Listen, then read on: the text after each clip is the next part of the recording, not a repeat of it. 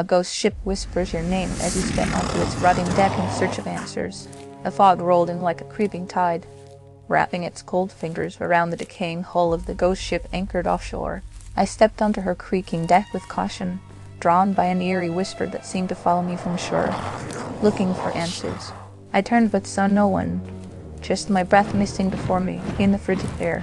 "Are you lost?" A voice was soft and female, cutting through the silence.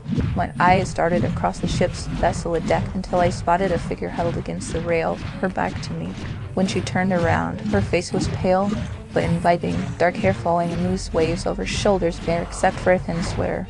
I don't know," I admitted honestly. "Why do you ask?" She smiled, eyes crinkling at the corners, a sudden warmth that felt out of place on this forsaken ship. "Because it's what strangers always want," she said. "Find their way home." Something about her put me at ease.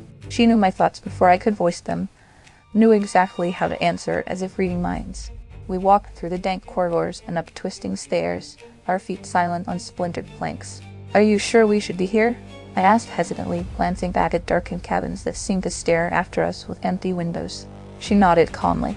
"You're not afraid," she stated matter-of-factly. I wasn't, was I? Maybe a little bit more intrigued than scared. "Who are you?" I pressed her. Her smile widened, teeth gleaming in the dim light. "The one who knows what's next."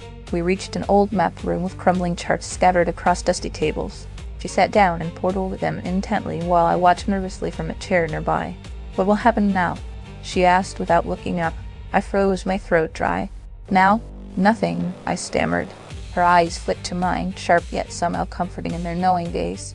"Not true," she corrected gently. "You know what happens next." A chill ran down my spine as if her words were a key turning inside my head. "Tell me your name," I said desperately, grasping at anything tangible amid the spectral ship's whispers and shouts.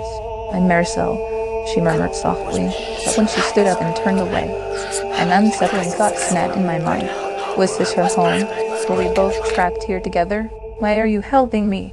I asked before she could disappear down another corridor. Marisol paused halfway through the doorframe, shoulders tense for just a moment before relaxing into resignation. "Because," she sighed heavily, "it's what strangers always need." The words hung between us like an unspoken truth, some sick joke of fate. My heart pounded as I realized with growing dread, this wasn't her home at all. It was mine. With that terrifying realization came clarity and horror. I was stuck here in a nightmare born from my own fears, navigating corridors laid out by the thoughts I dared not speak aloud. And Marisol had been nothing more than another frightened passenger, doomed to forever be the voice of despair trapped inside this ghost ship's cruel loop. Follow for more stories that'll keep you up at night.